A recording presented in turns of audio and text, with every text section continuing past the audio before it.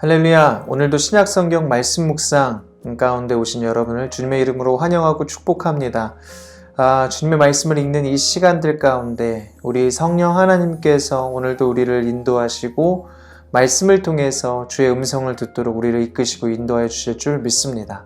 오늘 31일차를 우리가 맞이하였습니다. 새롭게 주의 은혜 가운데 예배로 어제 추수감사 예배로 한 주간의 문을 열었고, 또 우리가 오늘 말씀을 통해서 오늘 하루의 삶을 말씀의 인도함 가운데 또 살아갈 때 주님 주신 그 승리와 은혜 저와 여러분이 함께 경험하게 되시기를 바랍니다. 오늘은 우리가 고린도후서 2장부터 6장까지 함께 말씀을 묵상하게 될 것이고요.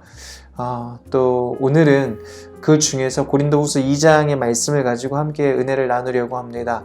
먼저 기도하고 오늘 함께 말씀 나누도록 하겠습니다.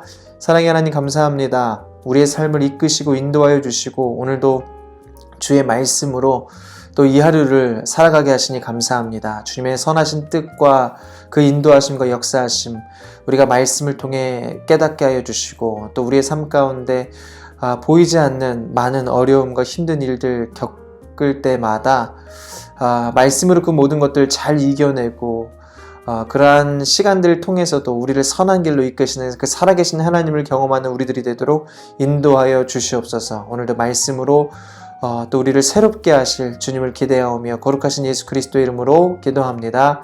아멘. 네, 오늘 고린도후서 2장의 말씀을 가지고 함께 말씀을 나누려고 합니다. 먼저 이 고린도후서는 어떤 성경이냐를 함께 좀 나누고 싶은데요. 고린도후서는 사도 바울이 3차 선교 여행 중에 마게도냐 지역에서 기록한 성경입니다. 이 내용을 보면은 고린도전서를 쓰고 난 이후에 얼마 되지 않은 상황 속에서 이 서신서를 기록한 것처럼 보입니다.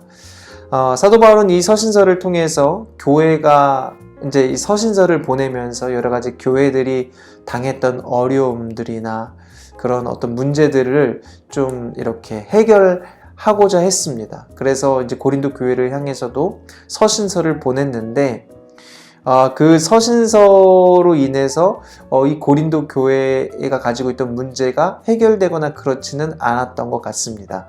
그래서 사도 바울이 고린도 교회를 직접 방문하려고 했지만 그것도 여의치 않아서 다시 한번 서신서를 보내게 되는데, 그 서신서를 디도를 통해서 보내게 됩니다.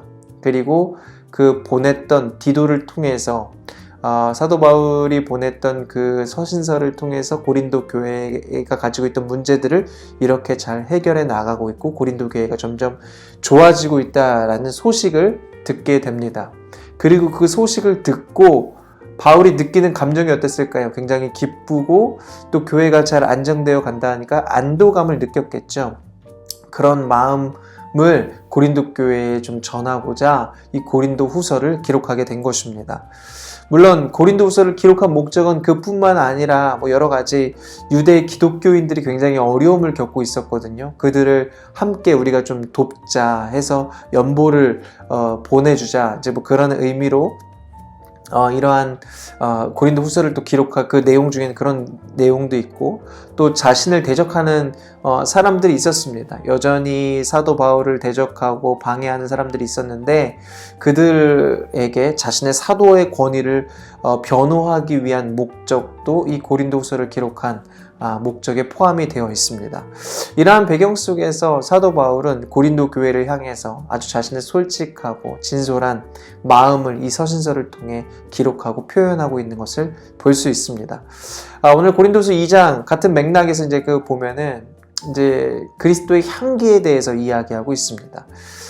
사람은 누구나 자신만의 그 향기를 가지고 있습니다. 어떤 사람은 좋은 향기를 가지고 있고 어떤 사람은 좋지 않은 냄새, 악취를 내는 사람이 있죠.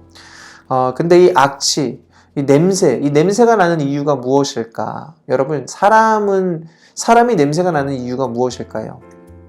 여러 가지 이유가 있지만 근본적으로는 그 사람이 염증을 가지고 있기 때문에 냄새가 나는 것입니다. 염증 때문에 이제 냄새가 나는 건데요.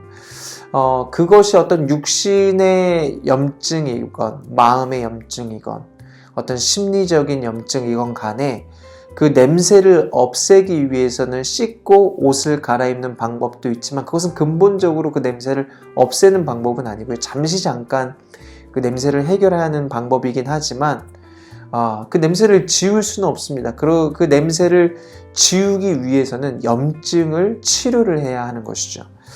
육신의 질병이고 마음의 질병이고 그 염증을 치료해야지만 그 사람 안에서 나는 냄새가 사라지게 됩니다. 그런데 그 염증을 치료할 때 그 염증은 단번에 치료되지 않습니다. 염증을 치료하기 위해서는 계속해서 병원을 가야 되고 치료를 받아야 되고 상태가 어떤지 확인하고 거기에 맞는 약도 처방받고 뭐 때로는 주사를 맞을 때도 있고 때로는 뭐 약을 먹고 바르기도 하고 이러한 치료의 과정을 거쳐야 되는데 꾸준히 치료의 과정을 거쳐야지만 그 염증을 치료할 수 있습니다. 완전히 다 나을 때까지 다 잘 치료를 받아야 그 사람에게 있는 염증이 치료되고 그때부터 악취가 나지 않고 그 사람에게 좋은 향기가 나겠죠. 우리 예수님은 우리의 좋은 치료자이신 줄 믿습니다. 우리가 가지고 있는 냄새들, 그 염증들을 우리가 가지고 주님께 나아가 주님으로 말미암아 치료를 받아야만 합니다. 그런데 그 치료는요, 단번에 되는 것이 아닙니다. 시간을 가지고 완전히 다 치료를 받을 때까지 꾸준히 주님께 나아가야지만 그 염증을 완전히 치료를 받을 수가 있습니다. 그러면 어느덧 내 안에서 났던 염증으로 인해서 났던 냄새는 사라지게 될 것입니다. 악취에서 좋은 향기로 그리스도의 향기가 나를 통해 나게 될 것입니다.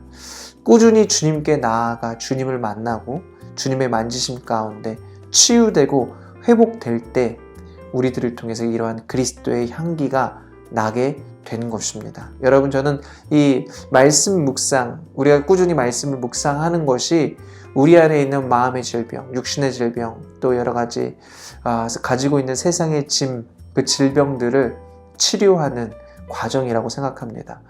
오늘도 말씀을 읽는 가운데 말씀을 통해서 또 주님의 만지심, 우리가 살다 보면 여러 가지 삶의 무거운 짐을 지고 있는데 그 모든 짐들을 주님 앞에 내려놓는 그 시간들, 또 말씀을 묵상하는 가운데 나를 선한 길로 이끄시고 내 삶 가운데 많은 고난과 어려움 속에서도 그것들을 이겨내고 극복하고 잘 감당하도록 우리를 이끄시는 주님의 그 이끄심, 이것이 다 말씀을 통해서 주님이 우리를 치유하시는 과정이라고 생각합니다.